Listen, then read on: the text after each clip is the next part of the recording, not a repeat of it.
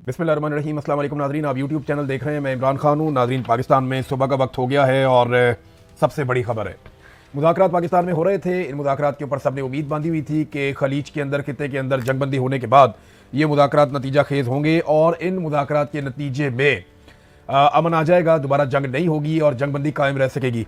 लेकिन बदकिस्मती से इसका नतीजा ये नहीं निकला। अमरीकी वफद पाकिस्तान में लगभग 21 घंटे तक रहा। को 15-16 घंटे उनके मुज़ाकरात होते रहे ईरानियों के साथ। 3 मराहिल में ये मुज़ाकरात हुए, लेकिन इनका नतीजा ठीक नहीं निकला। अमरीकी नायब सदर JD वेंस ने पाकिस्तान टाइम के मुताबिक सुबह सुबह लगभग कोई 6 बजे के आसपास या इससे कुछ देर पहले एक प्रेस टॉक की और इस प्रेस टॉक में उन्होंने बात की सिर्फ अमरीकी मीडिया से। बाकी मीडिया को उन्होंने मौका नहीं दिया, क्योंकि उनको आइडिया था कि बड़े अजीबोगरीब किस्म के सवालात आएंगे। और JD वेंस आते हैं, आकर खड़े होते हैं, अमेरिकन मीडिया को पहले बुलाया जाता है और वो 52 सेकंड तक सिर्फ अपनी बात कहते हैं और 52 सेकंड के बाद वो कहते हैं जी किसी ने सवाल करना है तो कर लें। 3.5 पौने 4 मिनट के अंदर वो अपनी बात मुकम्मल करते हैं, अगले 3-4 मिनट के अंदर, और वो वहां से निकल जाते हैं। यानी 4 मिनट भी पूरे उन्होंने बात नहीं की और वो वहां से चले गए और उन्होंने ये कह दिया कि हम वापस जा रहे हैं बगैर किसी मुआहदे के। हम कोई भी डील करने में ईरान के साथ कामयाब नहीं हुए। JD वेंस ने क्या कहा, ये चीजें मैं आपके सामने रखता हूं। JD वेंस ने कहा कि 16 घंटे तवील मुज़ाकरात के बावजूद अमेरिका और ईरान के दरमियान मुआहदा नहीं हो सका। उन्होंने जो शुक्रिया अदा किया पाकिस्तान का, वो लगभग 20 सेकंड तक उन्होंने पाकिस्तान का शुक्रिया अदा किया। शहबाज शरीफ का और फील्ड मार्शल का नाम लेकर उन्होंने शुक्रिया अदा किया और कहा पाकिस्तान ने कोशिश की, बड़ी अच्छी बात है। और उन्होंने वाजे ये किया कि हम किसी किस्म का मुआहदा नहीं कर सके, हमने लचक दिखाई। जो इसकी तफसीलात हैं वो मैं आपके सामने रखता हूँ। 4 मिनट में उन्होंने बहुत सारी बातें की हैं। जो सवालात हुए उनके जवाब उन्होंने दे दिए, लेकिन 2 ऐसे सवालात थे जिनके वो जवाब नहीं दे पाए, या वो जवाब वो देकर गए नहीं। एक, पीछे से आवाजें भी दी गई कि जनाब आबनाए हुर्मुज़ का क्या बना, आबनाए हुर्मुज़ का क्या बना, आवाज दी गई, एक खातून सहाफ़ी की जानिब से जवाब नहीं मिला। दूसरा ये पूछा गया कि अगर टॉक्स खत्म हो गई हैं और आप किसी नतीजे पे नहीं पहुंचे तो क्या दोबारा जंग शुरू होने का खदशा है या दोबारा जंग शुरू हो जाएगी। इसका भी जवाब उन्होंने नहीं दिया और वो वहां से निकल गए। अच्छा, साथ ही ये भी नहीं बताया कि 2 हफ्ते की जो आर्जी जंगबंदी है, ये जंगबंदी अब मौजूद है या जंगबंदी मौजूद नहीं है, इसके बारे में भी उन्होंने कुछ नहीं कहा। JD वेंस ने एक सवाल के जवाब में कहा कि मुज़ाकरात के दौरान ईरान के मुंजमद असासों से मुतालिक बात हुई है, ताहम हम इस नुक्ते पर नहीं पहुंच सके जहां ईरान हमारी शराइत कबूल करता। JD वेंस ने दावा किया कि ईरान ने हमारी शराइत कबूल नहीं की, ईरान ने हमारी बात नहीं मानी। और साथ उन्होंने कहा कि हमने काफी लचक दिखाई है। सदर ने हमें कहा था कि नेक नियति के साथ मुज़ाकरात में जाना है और मुआहदे के लिए अपनी बेहतरीन कोशिश करनी है, ये JD वेंस ने कहा। लेकिन अफसोस हुआ कि हम कोई पेशरफ्त नहीं कर सके। इसके अलावा एक और सवाल किया गया कि सदर से आपका कितनी मरतबा राब्ता हुआ, क्योंकि आपके अलग अलग अदवार हुए हैं। 3 अदवार में, यानी 3 मौकों पर ये निगोशिएशंस हुई हैं या डायलॉग हुआ है आपस में। एक बिलवास्ता पहले मुज़ाकरात का एक दौर हुआ, दूसरा दौर जो है वो आमने सामने बैठकर एक और मुज़ाकरात का दौर हुआ, और तीसरे दौर में कुछ तकनीकी माहिरीन भी बुलवाए गए। ईरान से मुबैना तौर पर 3 तैयारे भी नूर खान एयरबेस पे पहुंचे, उसके अंदर कुछ तकनीकी लोग भी आए और वो भी इन मुज़ाकरात का हिस्सा बने। अमेरिका की जानिब से भी टेक्निकल लोग मौजूद थे और ईरान की जानिब से भी मौजूद थे। ईरान ने मुज़ाकरात की टेबल के ऊपर सरेंडर नहीं किया, बज़ाहिर ऐसा दिखाई देता है।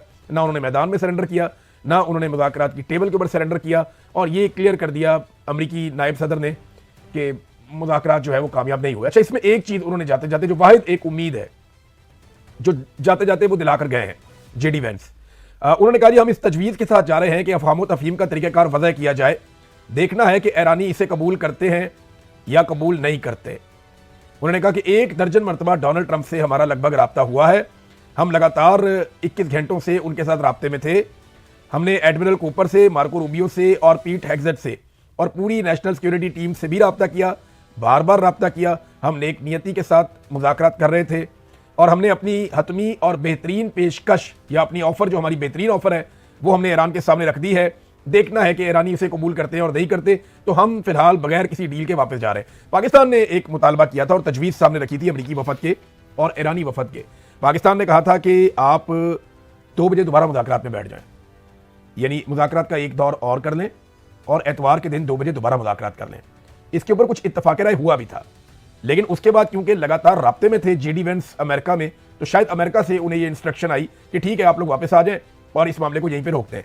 इससे पहले डोनाल्ड ट्रंप ने एक स्टेटमेंट दिया था। उस स्टेटमेंट से मुझे आइडिया होना शुरू हो गया था कि डोनाल्ड ट्रंप चीज़ों के साथ मुंसलिक है और डोनाल्ड ट्रंप को सारे मुज़ाकरात की रिपोर्ट मिल रही है, और डोनाल्ड ट्रंप ने उस हवाले से ये स्टेटमेंट दिया कि मुज़ाकरात कामयाब हों या ना हो मुझे कोई फ़र्क नहीं पड़ता। डोनाल्ड ट्रंप ने कहा था कि हम तो जंग जीत चुके हैं, हमें कामयाबी मिल चुकी है, अगर हम मुज़ाकरात में कामयाबी नहीं भी होती और ईरान हमारी बात नहीं भी मानता, कोई डील हमारी ईरान के साथ नहीं भी होती, तो हम जंग जीत चुके हैं, मुझे कोई उससे फ़र्क नहीं पड़ता। और डोनाल्ड ट्रंप ने एक और भी वहाँ पे दावा किया। डोनाल्ड ट्रंप ने कहा कि आपने हुरमुज़ में तो हमारे अमेरिका के बहरी जो जंगी जहाज़ हैं वो मौजूद हैं, और वो वहाँ पे बाकी ममालिक के लिए जो वहाँ से अपना तेल लेकर जाते हैं उनके लिए वहाँ से बारूदी सुरंगों को साफ कर रहे हैं पानी में से। और ईरान ने इसकी तरदीद की। ईरान ने कहा नहीं जी, ये अभी भी ईरानी फौज के कंट्रोल में है मुकम्मल तौर पे आबनाए हुरमुज़, और आबनाए हुरमुज़ में कोई अमेरिकी जंगी जहाज नहीं आए। हाँ, एक इतला कंफर्म की जा रही है कि 16 बहरी जहाज आबनाए हुरमुज़ से गुजरे हैं मुज़ाकरात वाले दिन में, यानी हफ्ते वाले दिन ये मुज़ाकरात होते रहे।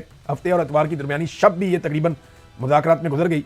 16 घंटे के इन मुज़ाकरात के दौरान और इससे पहले भी लगभग हफ्ते वाले दिन में 16 जहाज गुजरे हैं आबनाए हुरमुज़ में से। और ट्रंप ने दावा किया कि अमेरिकी फोर्सेज आबनाए हुरमुज़ में मौजूद हैं और बारूदी सुरंगें साफ कर रही हैं, जबकि ईरान ने जवाब दिया कि आबनाए हुरमुज़ खुली हुई ज़रूर है मगर ईरानी फौजी कंट्रोल में है और कोई अमेरिकी बेड़े इस तरफ नहीं आए और ना उन्हें यहाँ पे आने दिया गया है। एक और भी डोनाल्ड ट्रंप ने धमकी लगाई चाइना को, क्योंकि एक खबर चली थी कि चाइना ईरान को कुछ हथियार दे रहा है जो फ़िज़ाई दिफा के लिए है, यानी एयरक्राफ्ट को तबाह करने के लिए वो एंटी एयरक्राफ्ट कोई हथियार है वो दे रहा है, कंधे पे रख के चलाने वाले बाजूकाज हैं और वो हेलीकॉप्टरों को और एयरक्राफ्ट्स को या ड्रोन्स को निशाना बना सकते हैं।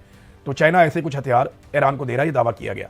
लेकिन बाद में अमेरिकी सदर ने इस पर धमकी लगाई और उन्होंने कहा कि अगर चाइना ईरान को हथियार फराहम करेगा तो संगीन नताइज होंगे चाइना के लिए। ये डोनाल्ड ट्रंप ने चलते हुए एक सहाफ़ी से बात की और वो बात रिपोर्ट हुई। इसके बाद चाइना की जानिब से इसके ऊपर रिएक्शन आया और उन्होंने खबर की तरदीद कर दी। उन्होंने कहा जी हम तो कोई हथियार दे नहीं रहे ईरान को, और ये दावा गलत है जिसमें एंटी एयरक्राफ्ट हथियार ईरान को चाइना की जानिब से दिए जा रहे हैं। तो चाइना ने इस दावे को गलत करार दिया है। तो डोनाल्ड ट्रंप की एग्रेशन जो है वो वापस आ रही है। डोनाल्ड ट्रंप दावा कर रहे हैं कि आबनाए हुरमुज़ को उन्होंने कंट्रोल कर लिया है। दूसरी जानिब बरतानिया ने एक दावा किया। बरतानिया की जो गवर्नमेंट है वो लगभग कोई 50 मुल्कों के साथ मिलकर, अमेरिका के साथ मिलकर एक कोई इत्तेहाद बना रही है जिस इत्तेहाद को आबनाए हुरमुज़ को खोलने के लिए इस्तेमाल किया जाएगा। क्या वाकई में अब ताकत के बलबूते पे या ताकत के जोर पे आबनाए हुरमुज़ को खुलवाया जा सकता है? क्योंकि चाइना ने और रशिया ने बजोर ताकत वीटो कर दिया था उस करारदाद को जो अक़वाम मुत्तहिदा में पेश की गई थी कि आबनाए हुरमुज़ को ताकत के जोर पे खुलवाया जाए। अब अगर कुछ ममालिक इस आबनाए हुरमुज़ को ताकत के जोर पे खुलवाने आएंगे तो जिन ममालिक ने इस करारदाद को वीटो किया है क्या वो इस ताकत के इस्तेमाल को रोकेंगे? क्या चाइना और रशिया बीच में आएंगे? ये एक बड़ा सवाल है। पाकिस्तान के लिए बड़ी अजीब सिचुएशन पैदा हो गई है मुज़ाकरात की इस नाकामी के बाद। देखिए, अभी ईरान का मौक़िफ़ आना बाकी है। हमें एक बात समझनी पड़ेगी कि ईरान जब तक मौक़िफ़ नहीं देगा हमें पता नहीं चलेगा। अभी हमने एक तरफ की बात सुनी है। अभी अमेरिका ने कहा कि उन्होंने लचक दिखाई, अमेरिका ने कहा कि उन्होंने बड़ी अच्छी ऑफर भी दी, अमेरिका ने कहा कि मामला एटम बम बनाने के हवाले से है। जेडी वेंस ने कहा ना जी एटम बम का असल मसला है, और हमें पता है कि उनके पास अभी कोई यूरेनियम को अफसूदा करने की या जो उनके पास सेंट्रीफ्यूजेस थे वो तबाह हो गए हैं, वो भी ये काम नहीं कर सकते, लेकिन फ्यूचर में वो ये नहीं करेंगे इसकी गारंटी वगैरह भी हमें चाहिए। तो वो उसको इसी मामले पे उन्होंने रखा, एटमी हथियारों की तैयारी के मामले के ऊपर जो जेडी वेंस बात करके गए हैं। अब ईरान का मौक़िफ़ नहीं आया अभी तक। ईरान की डिमांड्स क्या थी, किन डिमांड्स के ऊपर ईरान को क्या जवाब दिया गया और ईरान का मौक़िफ़ एक्चुअली क्या है, ये ईरान का मीडिया आपको बताना शुरू करेगा, या जो ट्विटर इस्तेमाल करते हैं काली बाफ उसके ऊपर आ सकता है, जो इराकची ट्विटर इस्तेमाल करते हैं उसके ऊपर ईरान का जवाब आ सकता है। तो ईरानी जवाब अभी आना बाकी है। जेडी वेंस अपने हिस्से की बात करके चले गए और उन्होंने पाकिस्तान की सरजमीन पर खड़े होकर यह बात की है। ईरानी अभी मेरे ख्याल में इसके ऊपर गौर खौस करेंगे और वो अपना मौक़िफ़ पेश करेंगे। देखना यह है कि उनके मौक़िफ़ को कितनी पजीराई मिलती है या कितना वेटेज उनके मौक़िफ़ को दिया जाता है। ऐसा लगता है कि अमेरिका ने पहल करके ईरान को मौका फराहम कर दिया है कि वो अपने मौक़िफ़ को बनाने में थोड़ा टाइम ले ले। देखते हैं कि ईरानी पाकिस्तान के अंदर से ये बात करते हैं या वापस अपने वतन ईरान पहुंचने के बाद ईरानी इस हवाले से कोई जवाब देते हैं या कोई बात करते हैं। देखिए, ये इतना इंपॉर्टेंट था कि इसी मौके पे खबर आती है कि शहबाज शरीफ एक हंगामी तौर पे सऊदी अरब का विजिट करेंगे, और ये उस वक्त हो रहा है जब पाकिस्तान में ईरान के और अमेरिका के मुज़ाकरात चल रहे हैं और पाकिस्तानी एयरफोर्स के जंगी तैयारे सऊदी अरब के साथ दिफाई मुआहदे के नुक्ता नज़र से सऊदी अरब पहुंच चुके हैं और वहां पे किंग अब्दुल अजीज़ एयरपोर्ट के ऊपर या एयरबेस के ऊपर उनको एक फैसिलिटी दी गई है। तो पाकिस्तानी एयरफोर्स से सऊदीया के दिफा के लिए वहां चली गई उस मुआहदे के तहत जो आसिम मुनीर और शहबाज शरीफ ने सऊदी गवर्नमेंट के साथ किया है, और सेम टाइम में मुज़ाकरात भी चल रहे हैं। और सेम टाइम में एक खबर और आती है। खबर यह आती है कि सऊदी अरब और कतर पाकिस्तान को $5 अरब देंगे फैसिलिटेट करने के लिए, सहूलतकारी करने के लिए, ताकि पाकिस्तान जो है वो उस प्रेशर से निकले जो प्रेशर यूएई ने पाकिस्तान से अपने $3.5 अरब वापस मांग लिए। अब यूएई जो है वो पाकिस्तान से $3.5 अरब वापस ले रहा है। सऊदी अरब और कतर पाकिस्तान को $5 अरब दे रहे हैं, और ये कर्जा है, ये कोई हमारी मदद नहीं, हमारे पास रहेंगे नहीं ये पैसे, ये वक्ती मदद है, कर्जे की सूरत में है, ये पैसा आपको वापस करना पड़ेगा, वो आपके अकाउंट में रख देंगे और इस पैसे को नॉर्मली आप खर्च नहीं कर सकते, लेकिन क्योंकि आपने यूएई का पैसा वापस करना है तो इस पैसे को आप अपने अकाउंट में उस पैसे की जगह पे रख लेंगे, तो अमानतन उनका पैसा पड़ा रहेगा ताकि पाकिस्तान के कौमी खजाने के ऊपर एक वो जो होता है ना, थोड़ा सा आपका कौमी खजाने में पैसा होना चाहिए, IMF को भी तसल्ली रहती है, तो ये वो पैसा होगा जो वहां पड़ा रहेगा। पहले भी हमने रखा हुआ है मुख्तलिफ ममालिक का पैसा, हमारे अपने पैसे तो है नहीं ज़्यादा, चाइना के हैं, यूएई के हैं और सऊदी अरब के हैं, तो ये सऊदी अरब और कतर के मजीद पैसे पाकिस्तान के कौमी खजाने में आ जाएंगे। एक तो ये बहुत इंपॉर्टेंट है इस वक्त, दूसरा पाकिस्तान की एयरफोर्स और जंगी जहाज़ों का वहां जाना बहुत इंपॉर्टेंट है, तीसरा अमेरिका और ईरान के मुज़ाकरात का इस तरीके से खत्म हो जाना और JD वेंस का इसको ऐलान कर देना। हालांकि पाकिस्तान ने तजवीज़ दी हुई थी, जो रिपोर्ट हुई थी ईरानी मीडिया पे कि एतवार की दोपहर 2 बजे तक मुज़ाकरात मुलतवी किए गए, एक और दौर होगा, दोबारा बैठेंगे, लेकिन अमेरिका को मायूसी हुई है और शायद अमेरिका मजीद सामना नहीं करना चाहता इन मुज़ाकरात का, तो वो मुज़ाकरात की टेबल से उठकर चला गया है। ईरान ने ना तो मैदान में सरेंडर किया और ऐसा लगता है कि मुज़ाकरात में भी उन्होंने अमरीकी मुतालबात के सामने सरेंडर नहीं किया। अब ईरानी मौक़िफ़ आएगा तो हमें पता चलेगा कि ईरान इस सारे के बारे में क्या कहता है। नाज़रीन, सारा दिन जब ये मुज़ाकरात हो रहे थे ना, तो ये तासुर बन रहा था कि बड़े मुस्बत मुज़ाकरात हो रहे हैं और मीडिया ये दावा कर रहा था। उसका सबसे बड़ा रीज़न ये था कि मुज़ाकरात होते चले जा रहे थे, जैसे जैसे घंटे गुजर रहे थे, मुज़ाकरात के नए अदवार आ रहे थे, तो सबको लग रहा था कि इसमें कामयाबी मिल रही है, क्योंकि मुज़ाकरात हो रहे हैं और जब इतने सारे दिमाग बैठते हैं और देर तक बैठते हैं तो तवक्को की जाती है कि कामयाबी मिलेगी, लेकिन बदकिस्मती से वो नहीं हुआ। अब पाकिस्तान के लिए एक बड़ा सुनहरी मौका था, अगर ये मुज़ाकरात कामयाब होते तो पाकिस्तान को इसमें बहुत पजीराई मिलती, लेकिन अभी भी उम्मीद छोड़नी नहीं चाहिए। पाकिस्तान को बदस्तूर यही कोशिश करनी चाहिए कि इस सारी लड़ाई में गैर जानिबदार रहते हुए दोबारा कोशिश करे कि अमेरिका और ईरान के मुज़ाकरात हो, दोबारा कोशिश करे कि सऊदी अरब और ईरान के मुज़ाकरात हो, दोबारा कोशिश करे कि खित्ते के अंदर जंगबंदी हो। पाकिस्तान को ये जंग जितनी मर्जी तवील हो, चाहे 1 साल चलती रहे, पाकिस्तान को सिर्फ एक ही कोशिश करनी है कि पाकिस्तान जंगबंदी करवाए। किसी भी सूरत में पाकिस्तान को किसी भी फरीक के साथ खड़े नहीं होना चाहिए। इस लड़ाई में पाकिस्तान को सूट ये करता है कि पाकिस्तान गैर जानिबदार रहे। मैं पहले दिन से ये बात कह रहा हूं कि पाकिस्तान ने लड़ाई में नहीं उतरना, पाकिस्तान को लड़ाई में बिल्कुल नहीं उतरना चाहिए। जितना मर्जी दबाव आए, जैसे अभी तक अपने आप को बचाया, पाकिस्तान को आगे भी अपने आप को लड़ाई से बचाना चाहिए और सिर्फ अमन के लिए अपना किरदार अदा करना चाहिए, जो इमरान खान साहब की पॉलिसी थी, जो पाकिस्तान की इस वक्त पॉलिसी है। जिस तरह इमरान खान ने 2019 में किया था, पाकिस्तान को यही रोल प्ले करना और कोशिश करनी है कि कुछ भी करके जंगबंदी कायम रहे, कुछ भी करके अमन कायम रहे, कुछ भी करके यहां से तेल की गुजरगाह खुली रहे। क्योंकि देखिए, गरीब मुल्क है पाकिस्तान भी, इंडिया भी, बाकी भी, ये सारे ममालिक फंस जाएंगे अगर तेल की कीमतें बढ़ेंगी। हमारे लोग गरीब हैं, वो इतना प्रेशर बर्दाश्त नहीं कर सकते, और अगर पाकिस्तान जैसा मुल्क खुदा ना खास्ता किसी लड़ाई में चला जाता है, हमने पहले अपने इतने सारे हमसाए नाराज किए हुए हैं, तो यहाँ पे हम और नाराजगियां मोल ले लेंगे, तो हमें ये सूट नहीं करता। और ईरान ने अब कितनी, देखिए ना, ईरान का मौक़िफ़ जब तक नहीं आएगा ना, उसके बारे में मैं कुछ कह नहीं सकता।